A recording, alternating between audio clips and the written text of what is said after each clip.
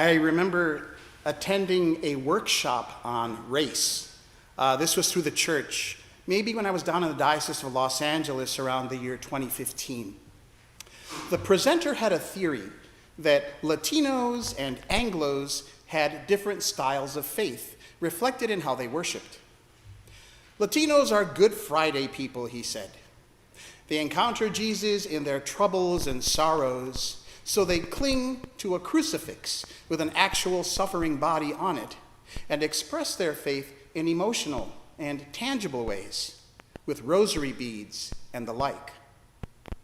Anglos, on the other hand, he suggested, are an Easter people who encounter a resurrected Christ in their hopes and joys, who gaze upon a cross with no corpus on it, seeing it as a symbol of their salvation, but in a more abstract way, expressing their faith through ritual and thought as they ponder the empty tomb.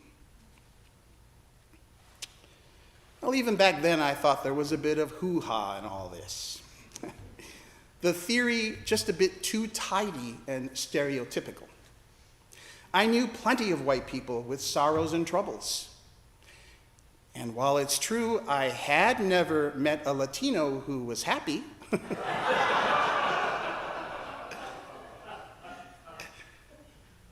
I knew some who loved abstract thinking and ritual. But what I did take away from that workshop was the sense that we might fall into one category or the other, that some of us are Easter people, others Good Friday folks. Whatever those terms might mean exactly.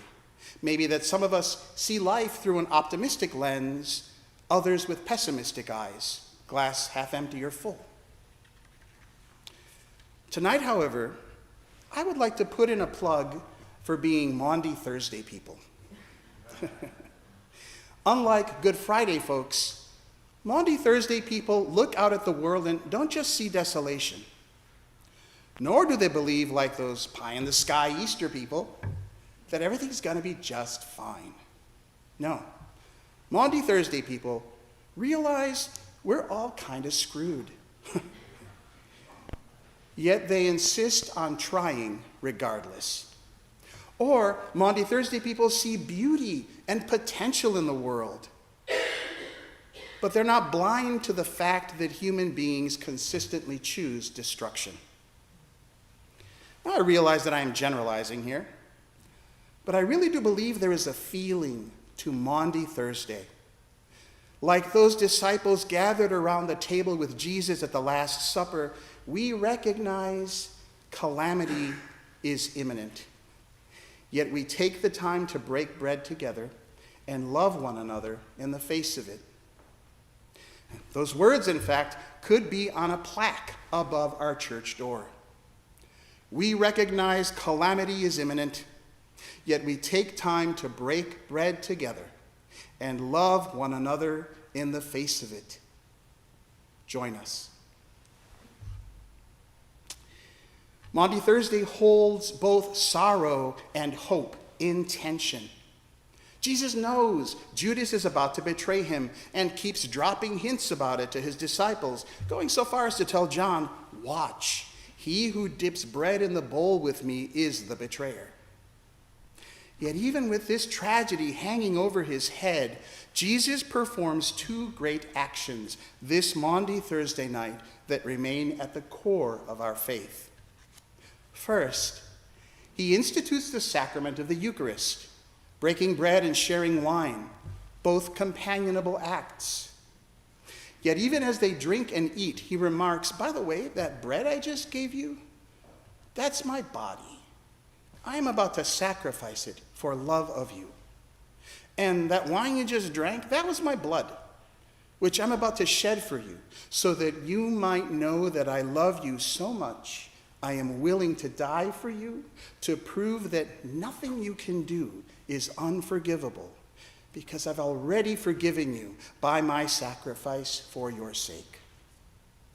But don't let any of it catch in your throat," Jesus might have said. "Instead, rejoice, and do this together after I'm gone to remember me. Whenever you do so, you will bring me back into your presence in a very tangible way. You will recall my love, my sacrifice, and my salvation, and your recollection will be a summons to me, and I will be there. The Greek word for this remembering and making tangible again is anamnesis, and we do it every week here. An analogy might be when you go to a favorite place of someone who's died, be it Disneyland, a park, or the beach, and you think of them when you're there, recalling how much that place meant to them and thinking of times that you shared there. The recollection in that place may be so vivid that you almost hear them whispering in your ear, "I love you." That's anamnesis, secular style. And it's a very Maundy Thursday thing, as I'm trying to say, because it's both happy and sad. And so it's poignant, and it's truer than either happy or sad. Let us be Maundy Thursday people, unafraid to hold in tension those feelings that together bring us closer to the pain and joy of love. The happy sad is in the Maundy Thursday liturgy itself. Here in Holy Week, with Good Friday just around the corner, we bring back the Gloria, which we haven't sung since before Ash Wednesday. The color of our vestments is white, not that penitential muslin. Yet we often sing, as we did tonight, "Deck thyself, my soul, with gladness," a beautiful hymn that acknowledges joy, yet is a favorite at memorial services. And then, of course, we will shortly strip the altar and lay it bare while reciting Psalm 22 together, desolation and starkness. We are Maundy Thursday people when we can hold it all close because it's real and because we love life despite loss. The second great action that Jesus performs this Maundy Thursday night that remains at the core of our faith is his washing of the disciples' feet. No, we don't do that here at St. Luke's. We aren't quite ready for it yet, I think. But the core idea is of service and humility. Jesus says, "Do you know what I have done to you? I have washed your feet, so you also ought to wash one another's feet. I have set you an example. Little children, I am with you only a little longer, so I give you a new commandment, that you love one another. Just as I have loved you, you also should love one another." I don't see how Jesus could possibly be any clearer than this. At the core of our faith is service, sprung from love for one another. Feet stink. Service is work. Love is work. To love is to serve without regard for the stink or the burden imposed upon us. One definition of love that I have always liked is that you care about the well-being of the other person more than you do for your own. You want them to have the bigger slice of pizza, the cookie with more chocolate chips in it, the better seat on the plane. The hard thing for us Christians, though, is that we are called to love that way, not just with our partners or children, but with everyone. And the stinkier the feet, the closer to doing like Jesus we come. This is the guy who forgave those who crucified him, even as he was in agony on the cross. As Dame Julian of Norwich transcribed it in one of her visions, Jesus tells her, "If I could have suffered more for you, I would have gladly done so." Gladness and suffering, sacrifice and love, loss and remembrance. This is what the real world is made of. Not all bleak, not all rosy.